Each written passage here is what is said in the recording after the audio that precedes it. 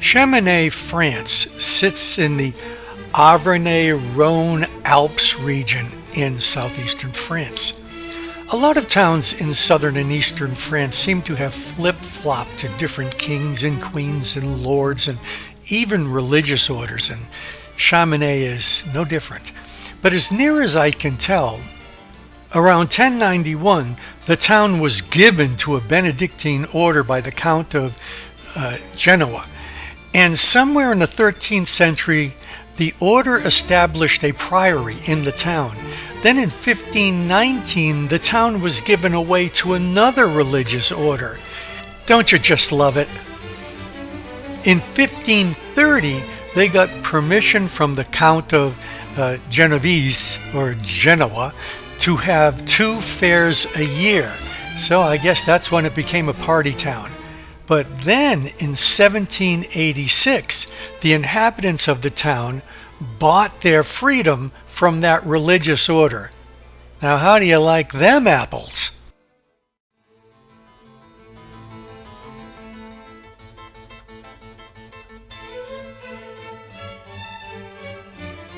Situated in the north of Mont Blanc and near the massive peaks of the Aiguille Roges, don't you just love my pronunciations? And most notably the Aiguille du Midi, Chamonix is one of the oldest ski resorts in France.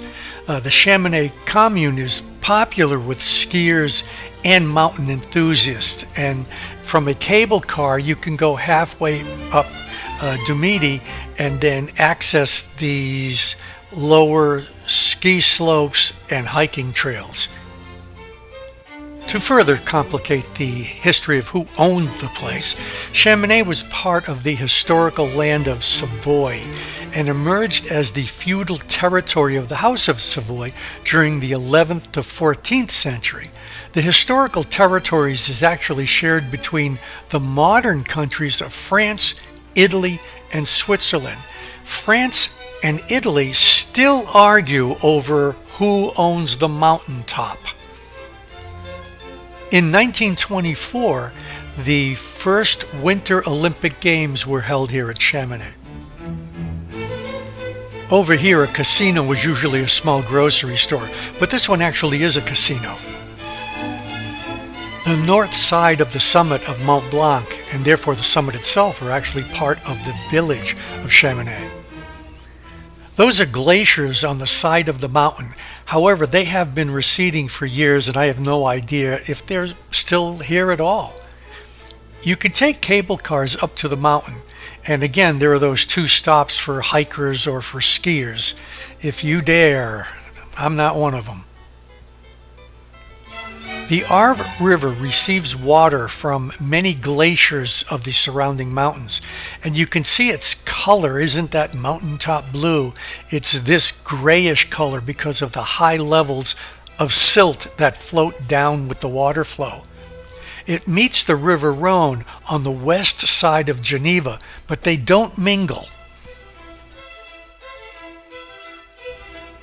Statues commemorating the first climb for scientific research, not the first climb, but one done for science. A black crow joined us at the Irish pub. I think it's the drummer.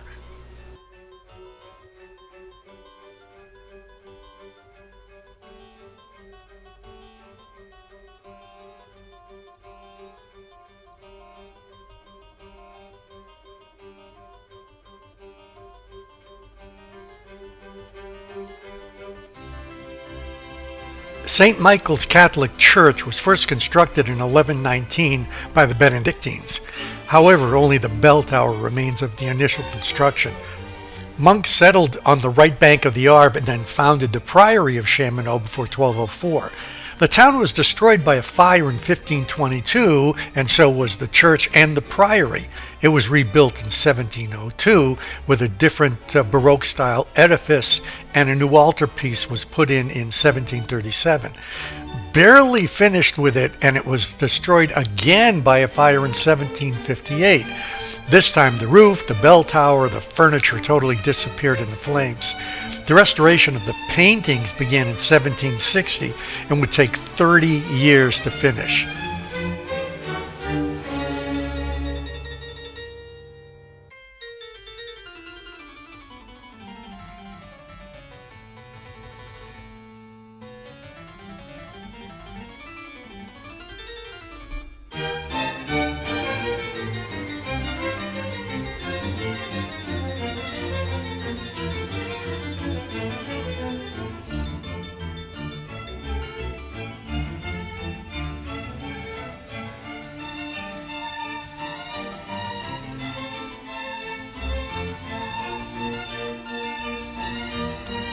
I have to admit, nothing against Italian or Sicilian gelato, but some of the best I have ever had have been here.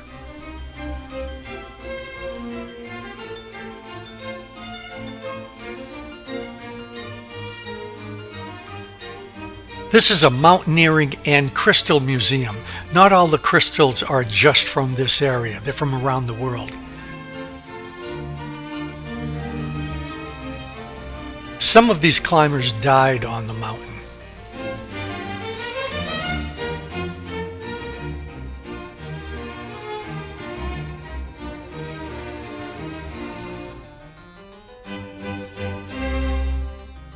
Notice how the women were dressed. Not very climbing appropriate, huh?